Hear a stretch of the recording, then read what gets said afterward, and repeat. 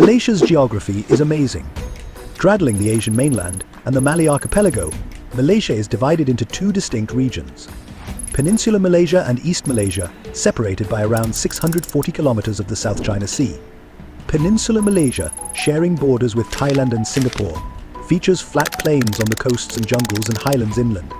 Contrastingly, East Malaysia, located on the island of Borneo, hosts some of the world's oldest tropical rainforests dating back over 140 million years. These forests cover about 60% of the country's total land area and are home to an astounding array of flora and fauna, including roughly 20% of the world's animal species.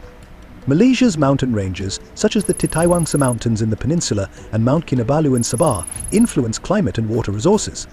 The country's coastline, measuring over 4,600 kilometers, hosts vibrant coral reefs that are pivotal for marine biodiversity and fishing industries. Malaysia's geography. Okay, so that seems to be a portion of a longer one, and I'm interested to watch. Maybe I have to watch the full one.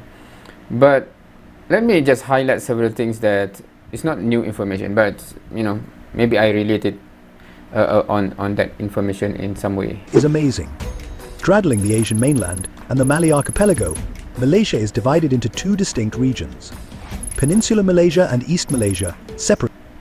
Alright, so yeah, I'm from the Peninsular Malaysia, on the left side there, in a state called Selangor.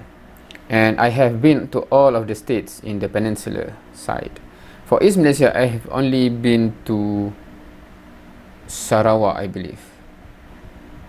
Is that correct? I definitely have been to Sarawak, including Kuching. But I don't think I have been to Sabah.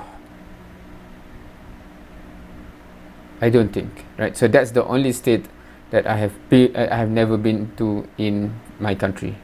Separated by around 640 kilometers of the South China Sea. Peninsular Malaysia, sharing borders with Thailand and Singapore.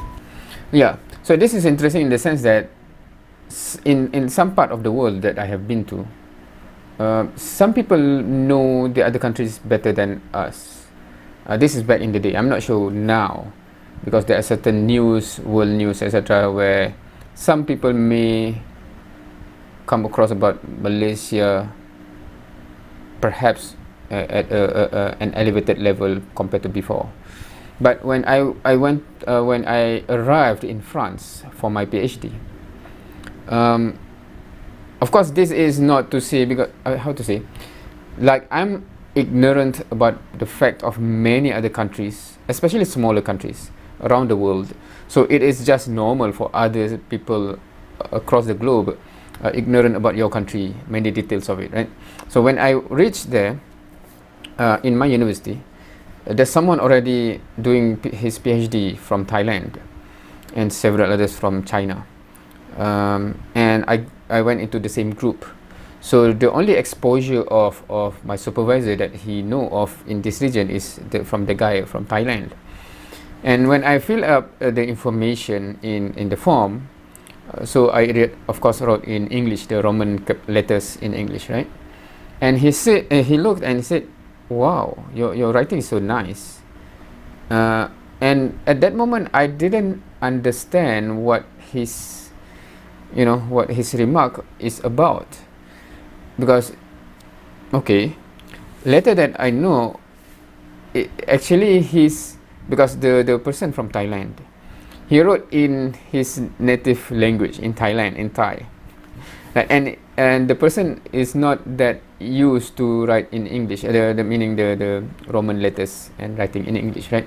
So he had a more difficult time to do so. When for myself, I have been writing this way since early, meaning since I entered school, primary school. That's how I know how to read, how to write, right? So that's interesting because Malaysia have been colonized by many superpowers back in the days. We have been under the British, the last one, the Japanese, the Portuguese, etc., right? While Thailand have never been colonized, I believe, right? They have been the sovereign power and never to be colonized by external powers. While like Malaysia, Indonesia, Philippines, etc., in this region have been colonized by many superpowers before. So we are influenced more by the superpowers. Different depend on which country we are. In Malaysia, the last one is by the British, so we are familiar because they brought in their writings, their culture, right? We are more familiar with the British. Hence, when I grew up, we have left behind in the mainstream the Jawi writing, which is influenced by the Arabic culture, which comes before. It has been eradicated, and we are more commonly writing ABC, right? So yeah, that's interesting. Just this reminded me of Malaysia and Thailand and how it is perceived by others in the European country back then, specifically my supervisor. Based on his experience, he just know, oh, this guy's from Thailand, this is what he used to, this is the way he writes. And his perception is that people in this region will face challenges to write ABC because it's not known to them. But then I come, oh, you quite nice, but this is what I know from early on, right? So that's interesting. Based on our history, we become in a certain way. Anyway. Features flat plains on the coasts and jungles and highlands inland. Contrastingly, East Malaysia, located on the island of Borneo, hosts some of the world's oldest tropical rainforests dating back over 140 million years. These forests cover about 60% of the country's total land area and are home to an astounding array of flora and fauna, including roughly 20% of the world's animal species. So this statistic is quite interesting, right? In the sense that this is quite a small region in the world. If you look at the world map, how small this region is. But if you have this statistic of 1/5 of the species exist here, right? Meaning it's you understand, right? And also I'm not sure whether this is including flora and fauna or fauna only, because the picture is like animals. I have known this fact since the childhood, early childhood, and it is interesting, but I have never went in this region for this, unfortunately, because I've never went for the wild forest, to see the plants, animals. I've been only in Sarawak for work purpose. I've seen the electric. This is how many years back, because electric vehicle is very new, hydrogen vehicle is very new, and Sarawak Energy back then have the project. They want to champion this. They want to push for hydrogen and electric. They start with the station, and I visited that site for that project. So yeah, anyway. Malaysia's mountain ranges, such as the Titiwangsa Mountains in the peninsula and Mount It's Titiwangsa, right? So the pronunciation is off. Kinabalu and Sabah, influence climate and water resources. The country's coastline, measuring over 4,600 kilometers, hosts vibrant coral reefs that are pivotal. So this is another element that we are quite well known for, and people that have gone for snorkel or whatever, they attest to this. Of course, this region, right? So if you go up in Thailand or etc., right? So this region have these things, but I'm not sure whether I would ever,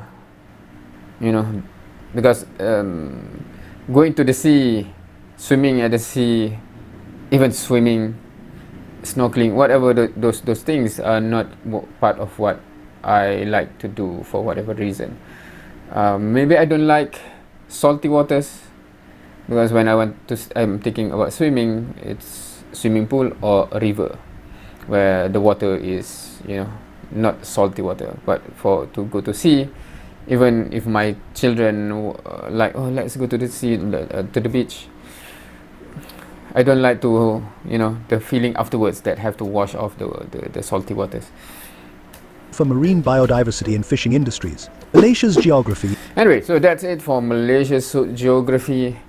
I wonder how many people would watch this video, because normally because of the past video and the continuous video that I watch or react to is normally with regard to religion. So the demography of my viewers are about religion, right, normally. So I'm not sure how many of you are interested in this, and how many of you actually watch until this point. Do notify or something in the comment, write something to let me know that some actually watch until the end. So thank you for watching. See you next time.